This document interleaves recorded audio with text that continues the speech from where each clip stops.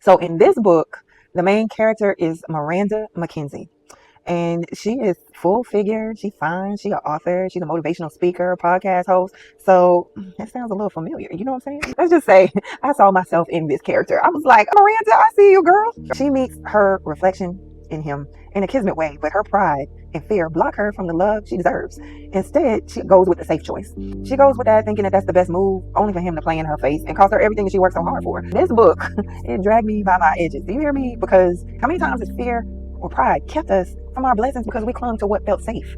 Miranda got dragged through hell and back, and dragged Carmen along with her. To tell the truth, that was a good man. When you say that was a good man, Savannah, he just hung in there. He let her rock. She really did play in his face a lot, and so he was like, "Look, when you ready to get your shit together, I'm over here chilling, but I ain't gonna sit up here and play stupid for you." Reminds me how they say doctors make the worst patients, because she's this driven motivational speaker and she has the best advice for everybody else, but sometimes you can have the best advice and not be able to apply that shit to yourself. It takes work to be present and self-aware. Could have overcome the biggest obstacles in the world. You can reach a really high level of success. But even in all of that, you more than likely still got some shit with you that you need to work on. Because we all have blind spots, especially when it seems like you're doing the right things, right? You did the safe thing. You went to school. You got the job. You got married. You had the kids. You did what you were supposed to do on paper in general. It's easy to fall into a self-righteous zone. What the hell I need to work on? I did what I was supposed to do. I played my part.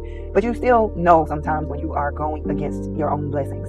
A situation may not be the right situation with you, or you turn a blind eye to some shit that you weren't supposed to in order to keep the peace, or you shrink in your life to maintain that space and maintain what seems good on the outside, even though you know that the foundation is fucking crumbled. And you hold on to those things for the sake of family, for the sake of security, all of these things. I say all of that to say, in the end, for this character, when Miranda fell in love with herself and let go of the facade of everything else that she was trying so hard and had worked so hard to build up, everything fell into place.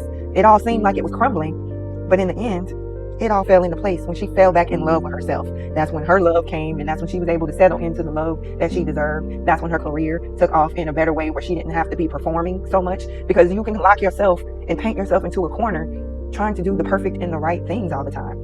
And sometimes when you learn to love yourself the right way, the better life gets.